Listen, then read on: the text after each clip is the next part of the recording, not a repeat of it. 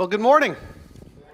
I'm Robert Kelly. I'm one of the pastors here at the church. If we haven't yet met, I'm looking forward to the opportunity to get to know you better. I know we always have guests here at Beacon, and we are always delighted that you come out and whether you're just checking out the church or a friend dragged you or whatever it might be, we're really glad you're here, and we hope you have a great morning. So we are in the midst of a series called Seriously, where we are talking about our ability to sweep stuff under the proverbial rug, in our case, the lawn. And for us, we started by talking about how we often throw things in here that are just sort of overwhelming us. But as we've kind of progressed in the series, we also recognize that a lot of the things that we sort of sweep under here aren't just that we hope to deal with at some point in the future. They're the things that we're actually ashamed of. A lot of the things that frustrate us about ourselves, that we're embarrassed by or humiliated by, we will often also hide in this mound. We will keep them there hoping that others will not see them and know us for who we really are. And so we have been looking last week and this week at these desires, these longings that we have. And I told you last week that we were going to do a kind of a two-part message on these desires. And so by way of review, I just got to kind of bring you up to speed on some of the things we talked about last week. We talked about how the heart longs, the heart clings to things, that there is an insatiable appetite that the heart has, that it must attach itself to things, to something, to someone's. It must attach itself. There must be a focus of the heart's affections. And my argument last week was that that is actually just a normal part of our experience. It is the human condition. I'd even say that it's how we have been made by God to long. We have this longing. And when we attach those longings to things that are damaging and destructive, terrible things happen. But when we attach those longings to God, we find a type of hope and satisfaction in this life and a shalom, a peace that settles and rests upon our lives. This is just kind of, by way of review. And we also talked about how it's a little bit foolish to attach our hearts to the desires of this world, because the desires of this world, we saw last week, are passing away, as the Apostle John told us. They're transient. And they're not to be relied upon. They're passing away. And so why would we invest our hearts in things that are certainly going to disappoint us in the end? If you want to kind of get the background for today's message, then you might want to just check out the website, and we post all of our messages there if you want to kind of catch up on some of these ideas. I think for us to recognize that the heart longs, that we have these desires, is a key part of this conversation this morning. Because the desires that we are attaching our hearts to, if they're the desires of this world, they're actually in competition with the genuine desires that God wants us to attach our hearts to. So they are in opposition to us. In fact, they're our enemies in many ways. And remarkably, they have crazy power over us. Crazy power over us. They bring us out and they make us do things, and they cause us to do things and think in ways and to evaluate ourselves, and it perpetuates these destructive habits and tendencies. And we think, why are we still doing these things? How is it that these things still have control over us? When we see that they have hurt us in the past, that they promise to hurt us in the future, how come they still have so much sway? How come they seem to rule the day, these desires? How come I have the desire? How come I can't shake the desires? Why don't they just end? Why doesn't God just take them away? We start to ask ourselves all of these kinds of questions. And so this morning, what we're going to be doing is sort of unpacking a little bit about the desires that we find in this world, and explore maybe a little bit about why they have some power, and take a few moments to sort of help dismantle it. My argument is that we can take an eternal perspective, a perspective that comes from God's vision, his vantage point, about who we are and how we've been made and these desires in the world. And if we have a vantage point of eternity that we can begin to see these more deceptive desires begin to get dismantled. So we can begin to dismantle the power of them in our lives from this eternal perspective, this eternal vantage point. So that's what we're going to do. Our first kind of big thought for the morning is for us to establish that desire is actually good. That desire is good. Now, this is sort of, I don't want to call it philosophical, but it's an important starting place for us because for many people, we've been taught in our Christian experience to simply run from anything that we like. Run from anything that makes us smile. We've been taught that these are the enemies of the soul. That anything that you really enjoy is suspect. Now, it's true, it can be, but desires are good. If you read through the biblical story, you will find time and again where it is God who is the author of these good things, of these longings, of these desires. In many ways, you could actually see that much of our real existence here is rooted in them. How do you know that it's time to get a drink? You've got a longing because you're thirsty. You're hungry. It's time to eat. You've got a desire for relationship because you don't want to be alone. Your heart longs for relationship. And so you try to establish a family unit and a social network and a collection of friends who can support you and who you can support. And so we live in selfless ways to accomplish these things. We already said that desire sets at the center of our longing for God. What is the great commandment in the scriptures for you Bible scholars? The greatest commandment: love the Lord your God. Love the Lord your God with all your heart, mind, soul, and strength. It could have been serve the Lord your God. It could have been obey. It could have been take care of the poor. It could have been don't do these things. But instead, it's capturing this idea of longing. Love him. Love him. Consecrate your life. Make him the center of your affections, of your heart, of all that you are. Make him the center of it. And that's the greatest commandment. Everything else works itself out after that. If you can do that one thing, everything else will work itself out. Desire is good. That's an important place for us to begin. That being said, we look at the counterpart. Let's talk about sin for a moment. Sin is bad, in case you were wondering.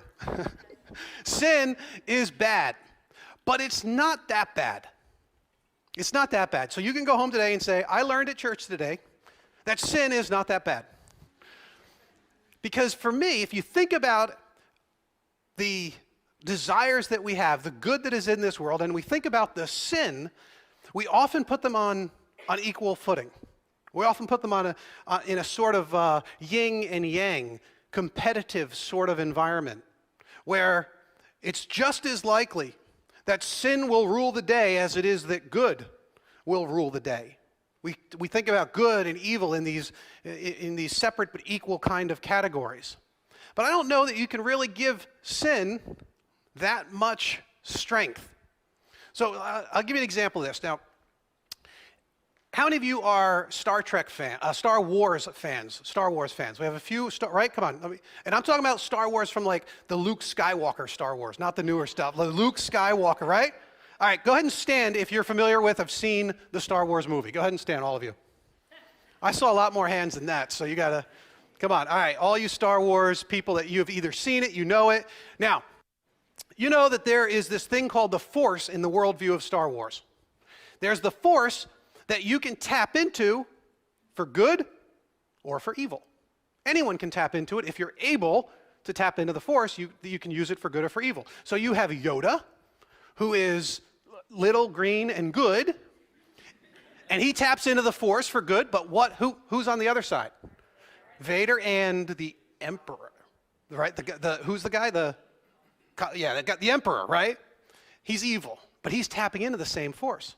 Now, Luke Skywalker is fighting Vader. And I don't want to ruin it for you, but that's his dad. In case you didn't know. He's fighting Vader. Now, how many of you, I want all of you who were rooting for Vader to win to sit down. You wanted Vader to win. See? In the first service, only one guy sat down, and he was a lawyer.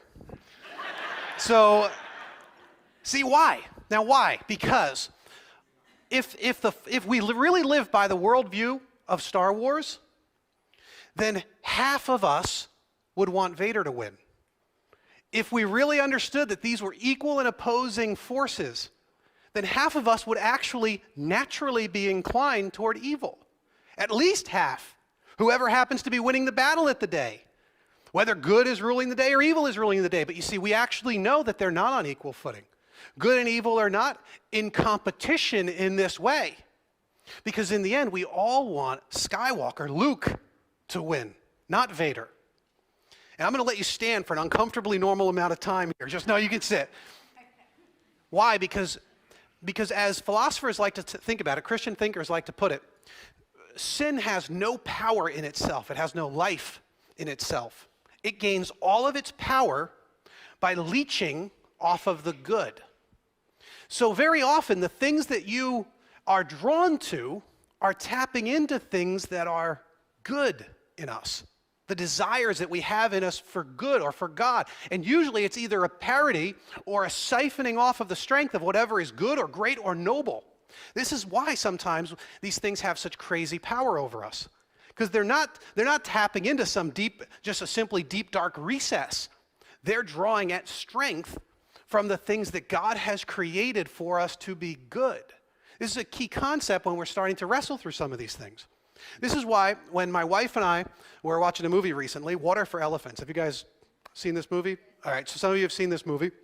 It's kind of this, it's a sweet, sort of romantic movie with elephants and an elephant in a circus. And I don't want to ruin the whole thing, but I'm going to. So if you don't like spoilers, you got to. So there's a woman and her husband, and he's a creep. And then there's new guy on the scene, and he sort of falls for married woman. And, as the show develops, you find out that the husband's are really kind of an abusive jerk. And these two really were soulmates, and they were sort of meant to be together. And so by the end of the movie, guess what you're doing? You're rooting for the guy to get the girl and to leave her husband. So here I am, romantic movie, watching it with my wife, rooting for the adulterers. Wishing that she would leave her husband and find love. Here I am, like, yes, please, we want to see this. We'll leave the jerk, commit adultery. Look, a sweet scene, they're kissing. Why?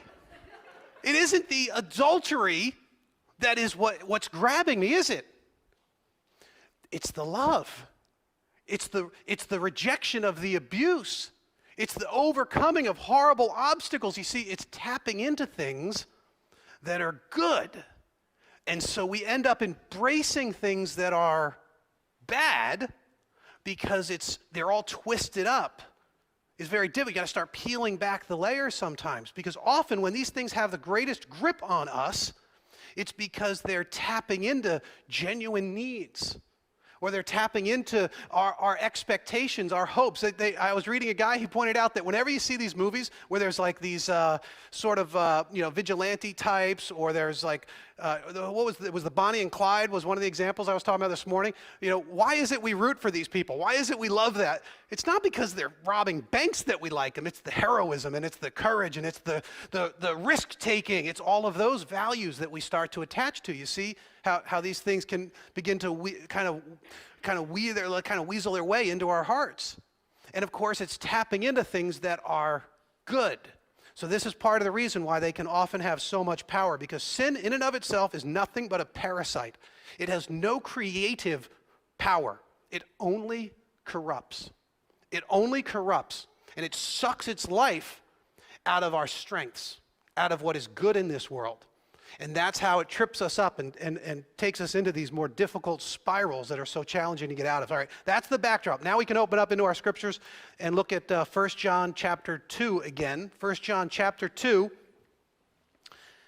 And this is the part that we were looking at last week that I said we were going to develop a little bit more today. He says in chapter 2, verse 15, he says, "Do not love the world or anything in the world. If anyone loves the world, the love for the Father is not in them. For everything in the world, the lust of the flesh, the lust of the eyes, and the pride of life comes not from the Father, but from the world. The world and its desires pass away, but whoever does the will of God lives forever." The part that I said we were going to look at today was verse 16. for everything in the world, the lust of the flesh, the lust of the eyes, and the pride of life. See, it's these things of the world, these desires of life, that are now waging war against the greater desires. And they do this through parody or through imitation or through sucking the life out of these good desires. So this first one he talks about, the lust of the flesh. Now the word that is used here, it's a little bit hard for us to see it because we have almost no place in life where the word lust is good, for us. But in the original language, in the Greek, this word is actually neutral that he's using. You could talk about it as desires of the flesh, desires of the body. You might think in terms of our lust for life. That might be the closest we can come. If somebody says, "Oh, they've got a real lust for life," that's usually a positive thing, or neutral at least. But we can use it either way.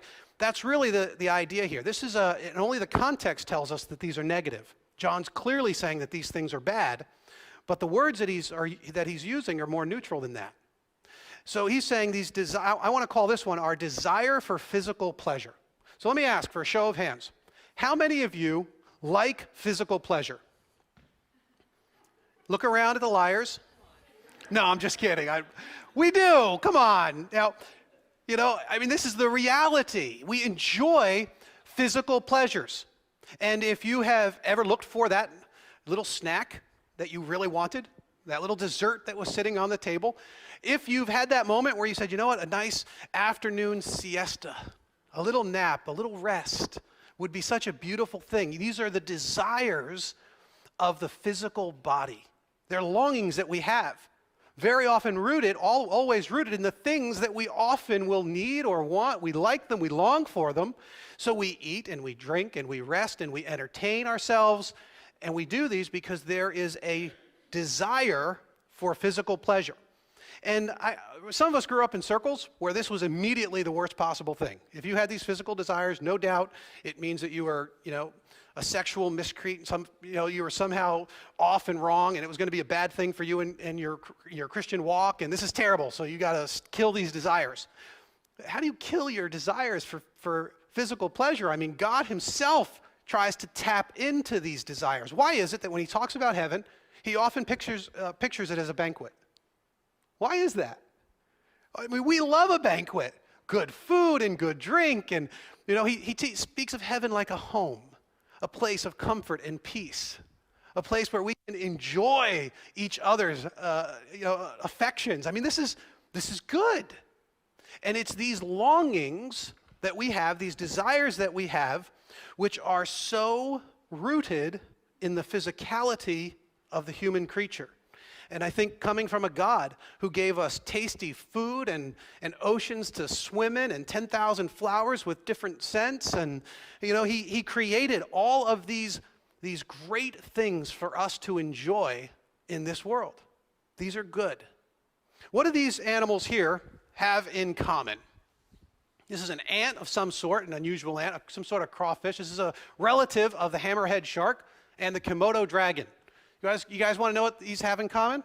Anybody here who knows already? These are asexual creatures. Pretty cool. That means they can procreate without the need for a partner. On their own, they can procreate. All documented facts of it. There's quite a few creatures that can actually do this. Isn't that cool? Wouldn't you guys love to be able to do that? To be able to procreate without the need for anyone else? Wouldn't that be amazing? Oh, yeah. See, God could have made us asexual creatures.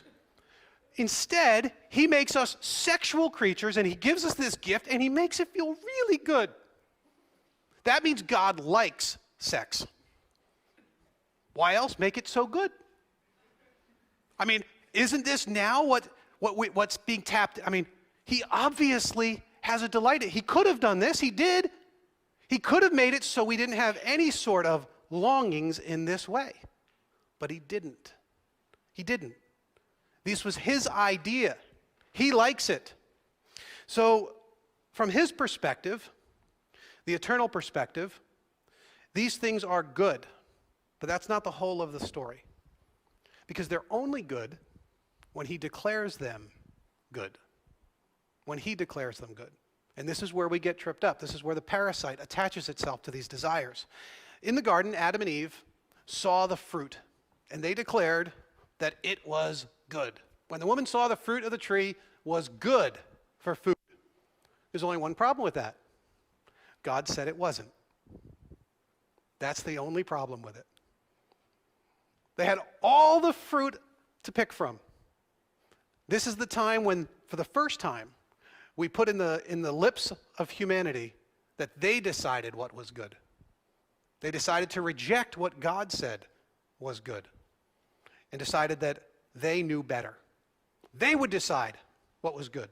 In the temptation of Jesus, he's in the wilderness. All he needs to do to stop his hunger, he's fasting, and he's in there for 40 days. He's hungry. All he needs to do, Satan says, tell this stone to become bread. That's all. Then you can eat. And Jesus says to him, it's written, man shall not live on bread alone. How does he overcome this challenge? He's saying, yes, bread is fine. It's good. And it's good to satisfy hunger. Unless God has me in a state of deprivation. What if God is declaring that bread at this time, in this way, not good? And Jesus is saying, then it's not. Deprivation, that means, may be good if it comes from God. When we start seeing this kind of an idea, it has ramifications in all of these physical desires. It means that we have to, in the end, trust that when God says something is good, it is, and when he says it isn't good, it isn't. Otherwise, we'll be tripped up. Otherwise, we'll see the good in it, and we'll think it, and we'll declare it good. We'll embrace it, just to find out that it's destroying our souls. He's saying, no, you've got to trust my decision on these things. It means that we have to take a look at the scriptures. And when he tells us what it is that we can eat and how we can eat and how much we should eat and how do we take care of our bodies, this matters. How do we entertain ourselves? All of these now fall under his inspection, his encouragement, because we're so easily tripped up by these things. He says, listen, guys, I'm telling you these things because I know what is good for you. I know what is right for you. You know, we decide who it is we're going to have sex with, when we're going to have sex. We decide all of the rules of it on our own, and we decide what is good. And he says, you guys, don't you realize the who and the how and the when, all of this matters. And if I've declared these things not good, it's for a reason. It is for your own good. It's for your own good. When we look at the scriptures in this way, we start to bring all of these back to him. And we ask the Spirit to kind of peel back the layers. We start to learn to trust him more, and what he says is right. We also get to take a hard look at this idea of deprivation. Because for most of us, if we don't have, it is inherently bad. And he's telling us there are times in your lives when it is good for you to be deprived. I think of a young Christian girl who is dating a non-Christian guy. And for her to have is better than not having. The scriptures say it's not good. God says it's a bad thing. It's going to do damage to your walk with me and your soul. Please don't. We declare it good. He's declared it bad. It could very well be that that's the very relationship that gets in the way of what God really had for you. Or it could be that deprivation really is what your soul needs to grow and to overcome at this time. These are huge issues of trust for us. The next one that John mentions here is the lust of the eyes, the lust of the eyes. I want to call this one the desire to acquire, the desire to acquire. We think of lust of the eyes often as, you look at someone, and you're lusting after them with your eyes. I think that's already thoroughly covered in lust of the flesh. I don't think that's what this one is about. I think this has to do with a singularity of focus. It's what captures your field of vision. I think that when you look at the other places in the scriptures where this shows up, I think it captures this idea both, you've got it in the garden, you've got it in the temptation of Jesus. He says here when she saw that it was good for food and pleasing to the eye. There was something pleasing to the eye. It captured her field of view. And because of that, when something captures your field of vision, it pulls you toward it. Jesus talked about it in the Sermon on the Mount when he said, whatever comes into your eyes, it can corrupt the inside. It's the things you treasure here on earth. They'll fill you up, and you've got to make certain that your eyes are singularly focused on God. Singularly focused on God. I think that if we treasure something, if we allow it to capture the attention of our eyes, that it becomes the thing that governs our lives. It becomes the thing that we think about, we daydream about, we schedule around, we spend our resources pursuing or going after. And from this stems all of these things we talk about, like greed and envy. We talked more about that last week as well. We have to acquire, we have to possess, we have to experience it. It isn't enough for her to see that it's beautiful. She could have seen that the fruit was pleasing to the eye from a distance. She had to now reach it and take it, possess it. One of the pictures that I was thinking about this week for this is, you know those movies where some relationship sort of shatters and a guy is left on the outside looking in? So he's always looking through like the big picture window, and the happy family's in there, usually with the new guy that replaced him, and the kids are there, and there's usually a Christmas tree in the background. It's one of those horribly sad scenes, right? And what's he doing? He's looking at, it's not simply catching his gaze. He wants to experience it again. He wants to be in it. He wants to immerse himself in it. It has to be his. He clings to it. He longs to acquire all that it represents. I think this kind of sits at the heart of much of our desires and our longing. There was a lot of talk lately about near-death experiences. There's some books being written about it and all that. You may not have heard about this one. A woman, she had a near-death experience. She goes to heaven, and she nearly dies. She sees God, and she says, "Is this it? Is this my time?" And God says, "No, actually, you've got 30 more years." So she's amazed. She comes out of it. She eventually comes out of the hospital. She's feeling great. She thinks, 30 more years, I'm going to change everything. I'm going to live these 30 more years. I got 30 more years. I'm going to invest heavy in these things. So she gets the facelift. She gets the liposuction everywhere. She gets the breast augmentation. She's looking. She's putting the final touches on. She comes out of the beauty salon. Boom. She's hit by a car and she dies. She goes to heaven. She says, "You told me I had 30 years. And God says, "I didn't recognize you." You see, you can't just appreciate beauty from a distance. You can't appreciate youth from a distance. You can't appreciate what it is that another person might have. You need to have it. It needs to be yours. You need to bring it into yourself, and you need to live in it and be in that moment. And you need to be on the inside, not on the outside. This is this desire to acquire that drives us so much. From an eternal perspective, God says that everything is His. He owes us nothing, but He's given us opportunity for everything the heart really does long for. A walk with Him, a home with Him, a place, a promise of life here in abundance and an overcoming life that will lead to an eternal presence with Him. He also tells us to learn gratitude and practice generosity and these things so that we don't cling to the things of this world. We talked a lot about that last week, so I don't want to develop it. One of the other things that we mentioned is that if you can now turn your desires for what everyone else around you has into genuine happiness for them, you can begin to dismantle some of this envy and some of this greed in your own heart.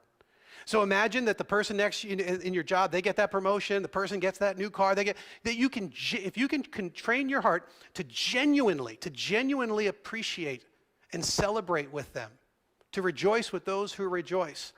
Some of this might begin to get dismantled. Some of this mess, this yuck that mucks up our souls it might lose its grip if you can practice this art of being genuinely happy for the people around us.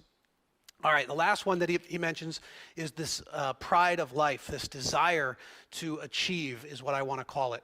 And of course, the desire to achieve is in all of us. We understand it because we were put here to work. We were put here to have dominion over the earth and all of these great things. And I think in the center of building and exploring is this desire to achieve. And I think it is a good thing. I think it drives many of us and it accomplishes great things in this world. And I think in that way, we can appreciate it and see its great power. Yet, when we begin to pursue our lives apart from God, this is where it starts to fall apart. You see this throughout the biblical stories. It happens in Babel. When the guys decide to build this great tower, they had their will apart from God.